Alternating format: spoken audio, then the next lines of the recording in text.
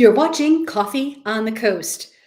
Good afternoon and welcome to Coffee on the Coast. I'm your host today, Tina Prigge. We're going to be speaking with several representatives of a program that's coming up at the Manitowoc Public Library. It's called Misinformation Overload. Basically, regardless of which part of the political spectrum one identifies with, one aspect is absolutely clear. We are all bombarded with misinformation at nearly every turn. The library is going to provide some information to us on how to get around that, how to make that better. Tim, I'm doing a terrible job explaining this. Welcome back to the show, Tim Gadzinski from the Manitowoc Public Library. Thank you for having me. You weren't doing a terrible job whatsoever. Basically, Lakeshores United Visionaries contacted me several months ago about doing a series of programs on things that, people should just be aware of, generate a larger awareness, or if there's misunderstanding, generate an understanding about certain things. And we talk about several topics, and we have other a couple other ones coming up in the future. But the one that's happening next Thursday is misinformation overload. And really what it boils down to, it doesn't matter if you're ultra liberal or ultra conservative or anywhere in between. What should be troubling to absolutely everyone in a nonpartisan way is that it's getting harder and harder to find unbiased, accurate, useful information that doesn't just suit a narrative. And again, that's not picking on anyone in on either side of the spectrum. It's just too much of what we're being handed is about biases and not about information. And it's troubling because everyone should want to have the most accurate information possible.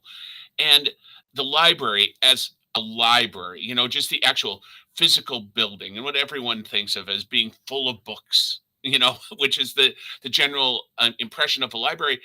That's a great source for accurate information. However, we are clearly in a digital age. It is not a fad. It is not going It's away. not going away, right? So you have to think beyond the building. You have to think about information just in general and where are good places to find it. So Such a good point, Tim. Such an important topic. We've got two other guests that are going to join us to talk more about this. Let's introduce them and bring them on. First, I'd like Definitely. to welcome back to the show Natasha Khan, and then let's also welcome first timer Luann Lonergan. Welcome to Coffee on the Coast. Thanks for having us. So hopefully you guys heard how Tim has been setting this up. Let's let people know that this event, I'm going to put a quick caption up. It's called Misinformation Overload. It's a virtual program, and it's going to be on the Manitowoc Public Library Facebook page on Thursday, May 19th at 6 p.m. And Tim? It is also going to be live streaming on our YouTube channel. So if you're not a Facebook fan, you can find it on YouTube, and it will be live. So if you want to comment or question as we go, please do, because Lakeshores United Visionaries put together an amazing panel. And so I'm going to let them talk about it. I'm going to be moderating it. So, I'm on the outside looking in. I'll be learning things as well, but I turn it over to our panelists to talk more about that. Yes, please tell us more. Well, thank you for that. And we are really grateful that the library is working with us again to get some great panels out and talk about important things that are going on in our community. So for this panel, we're going to have 5 panelists. There's going to be, I am going to be a representative for Lakeshores United Visionaries. We have the president of PFLAG. We have Luann, who is a retired nursing instructor. So we have that perspective as well. And then we also have 2 librarian experts, one local and one from Janesville.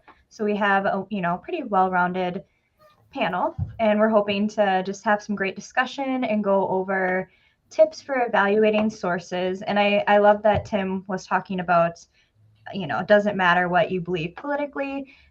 Misinformation is hitting us at all angles, especially with social media. It's super easy to just hit share of something without really thinking of what it is you're sharing. So we're just kind of excited to delve into that some more. And I'll just add, thanks, Natasha. Misinformation, it's complicated.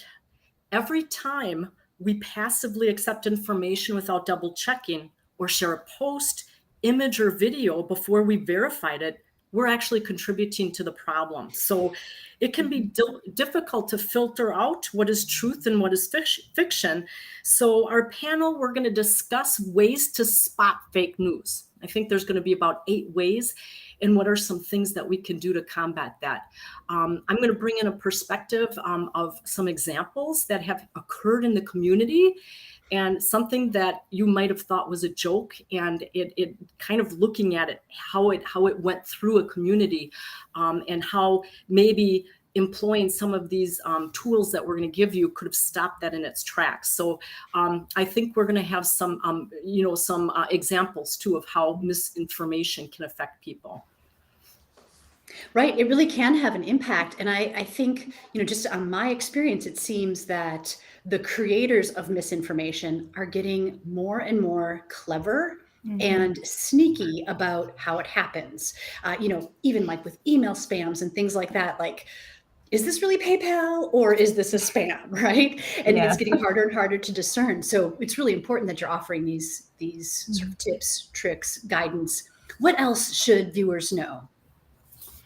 Well, I think what Luann mentioned about, examples from our own community, I think is really important to know and to be able to recognize that this is not just happening like around the country in some bigger city. It's happening right here in our own community.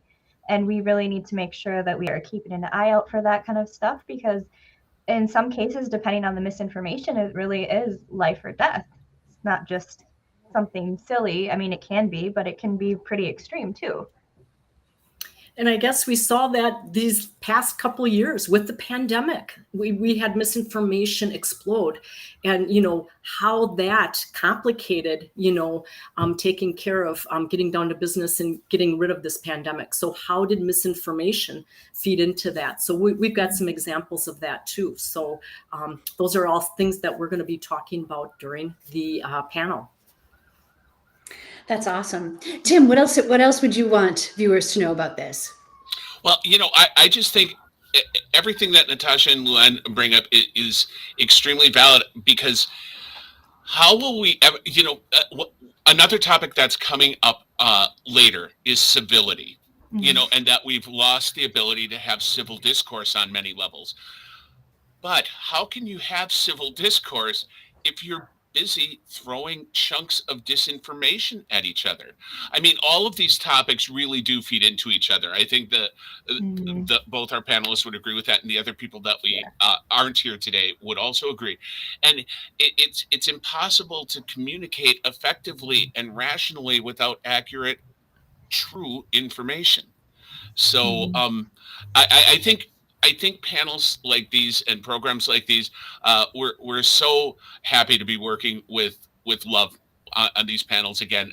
We have in the past, and it's great that we're picking them up again, because although there is a bit of disinformation and misinformation overload about what is even being done with these panels, it's about creating public awareness and public acceptance and knowledge, the passing along of knowledge. I think it's just crucial that we're having these and getting this information out to the public. What, on a personal note, one of my favorite chunks of disinformation, and Luann, this is sort of applying to you. I am a firm believer, and I'm not being ecumenical. I do agree that it is a personal choice that you get the vaccine. I personally think it's the right thing to do, but I've gotten both boosters. The one thing I was very disappointed about was one of the conspiracy theories is that there's snake DNA in the in the vaccine, and I was very, very disappointed to not have gotten any snake powers after my second booster. Stick out your tongue right now, Tim. Stick out your tongue. It's a very boring tongue. So, but, I didn't hear that one. Well, I heard it, and I've seen enough bad horror movies from the 70s that I was like really demi-hopeful that at least I'd, spring a rattle in my pinky finger or something, but no. So, if you look at it to a point, it is humorous. Some of the things that are being put out there, but more often than not, it's harmful. And we'll look at that really when there's harm going on and looking at there could be harm to children in the community, we really have to get a handle on this because misinformation can be that powerful.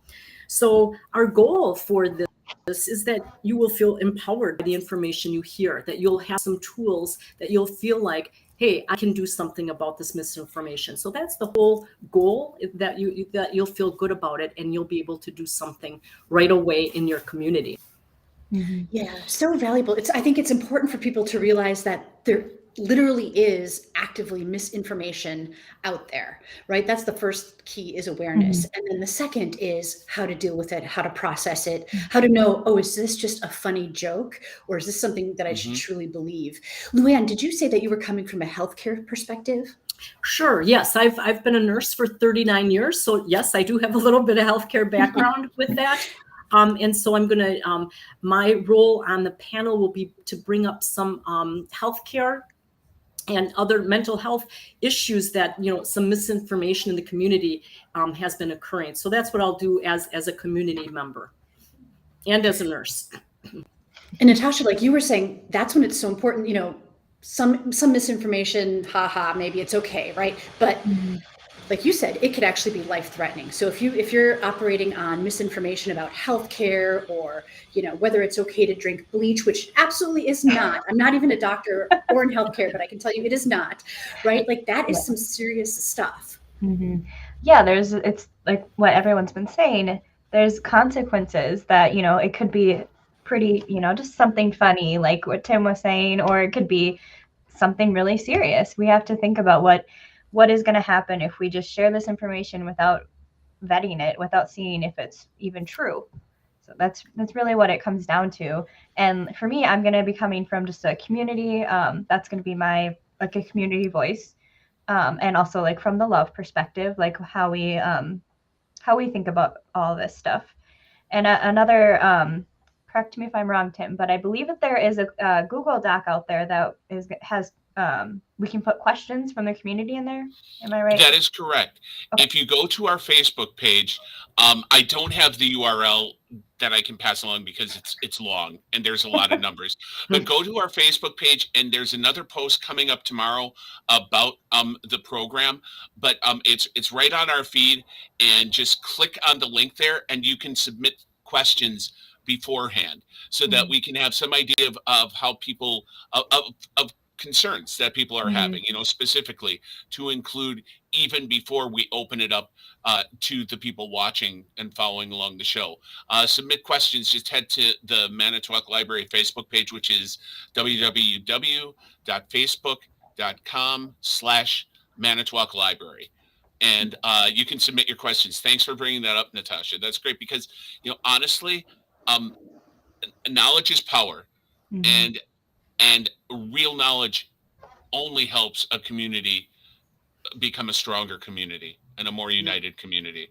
And that's what, we're trying to do here. Yeah, and I think that important part of this whole panel, we are going to have a little presentation and talk about some examples, but a big part of it is going to be, what is our community like? What do they think about this? What do they want to know about? And we are going to do our best to try to address that. Because what it boils down to is what is going on in our community, and how can we help our community be the best it can be. So wonderful. And to create a safe space for meaningful conversation so that everyone feels like they can ask questions and listen. So a safe space for everybody. Yes, thank you for mentioning that, Luann. That's an important part of it too. I love that. And viewers, in case you're not able to participate Thursday, May 19th at 6 p.m. when it goes live, the beauty of this being a virtual program is that you can revisit it on Facebook or on YouTube at your convenience. You can take the time now and put your questions or concerns into the Google Doc, and then the panel can address all of those things during the event. And in case you're not there with them live, you can always go back and revisit it, or you can share it with somebody out of the community or somebody who wasn't able to participate. This sounds just like a great resource. I'm so thankful that all of you have come together to do this. We're very excited. I'm glad that love approached me, specifically about doing these, because I jumped at the chance. I just had to get approval for it, but I think Natasha could tell you I was in from the get-go. Yeah. And fortunately, everyone else at the library, it didn't take long. I think it took a weekend, because someone was out of the office to get final approval for it. So, no, it's great coming together like this. Like you said, these are archived forever. We really never take them down. So, like you said, if you can't watch it or you want to refer someone to it, it is there forever. So let's tell people one more time. This is Misinformation Overload. This is going to be a virtual program. Lakeshore's United Visionaries and the Manitowoc Public Library are collaborating.